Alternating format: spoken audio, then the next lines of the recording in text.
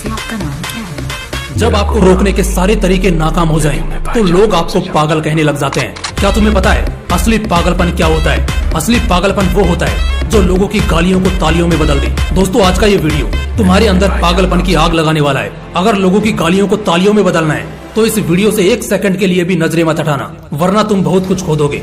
आज मैं तुमसे वो काम करवाऊंगा जिस काम को करने से तुम्हारी रूह कांपती है। आज मैं तुम्हें वो सोचने पर मजबूर करूंगा जिसे सोच सोच कर न जाने तुम अपना कितना समय बर्बाद कर देते हो, और इतना जिद्दी बनाऊंगा कि कोई भी तुम्हें झुका ना सके। लेकिन इस सब के लिए तुम्हें पागल बनना होगा। एक लाइन में कहा जाए तो हाँ, मैं आज तुम्हें पागल बनाऊंगा। वो पागल नहीं जिसे तुम मरीज के तौर पर देखते हो। मैं तुम्हारे अंदर उस पागलपन को जगाऊंगा जो तुम्हें इस दुनिया के फैसले के खिलाफ जाने का साहस देगा। एक ऐसा पागलपन जिसमें ना नींद की चिंता होती है, ना सुख का लोभ होता है, ना माया भटकाती है और ना किसी का साया साथ देता है। एक सरफिरे मुसाफिर की तरह तुम्हें जिंदा दिल बनना होगा, एक इतिहास रचना होगा। क्या तुमने कभी किसी पागल इंसान को सड़क पर चलते या अस्पताल में फिरते देखा है? उस पागल इंसान को जब तुम देखते हो तब तुम्हारे दिमाग में क्या सोचता है? बेशक तुम उसे देखकर उससे दूर हो जाते होंगे। उसे छेड़ने की हिम्मत तो कोई नहीं करता, क्योंकि सबको मालूम है वो पागल है।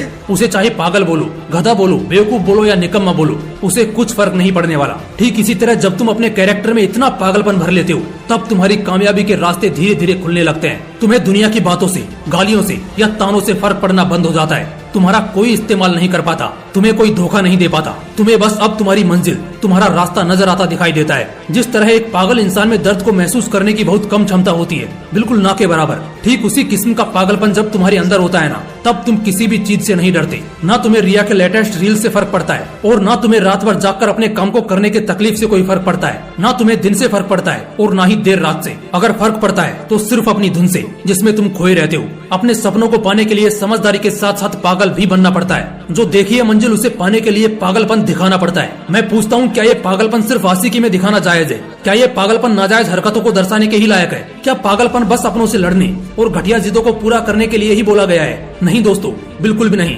जिंदगी में एक बात हमेशा याद रखना, इंटेलिजेंट लोग जिनकी कहानियों से इंस्पायर होते हैं, असल में वो पागल लोग ही हैं जो उस कहानी के हीरो होते हैं। तभी तो 10वीं क्लास में फेल हुए सचिन तेंदुलकर की बायोग्राफी महाराष्ट्र के हिस्टोरिकल बुक का पहला चैप्टर है। शायद तेंदुलकर साहब में वो पागलपन ही था जिसने उन्हें अपने देश के लिए 24 साल तक खेलने के लिए स्ट्रॉन्ग बनाया। श्री कलाम साहब में भी वो पागलपन ही था जिसने उन्हें एयरफोर्स से रिजेक्ट होने के बाद भी हताश, निराश और हार मानने नहीं दिया और एक महान साइंटिस्ट की पदवी पर पहुंचा दिया। वैसे इन पागलपन के किस्सों में एक किस्सा तो सुनना बनता है जो आपकी आंखें खोल देगा।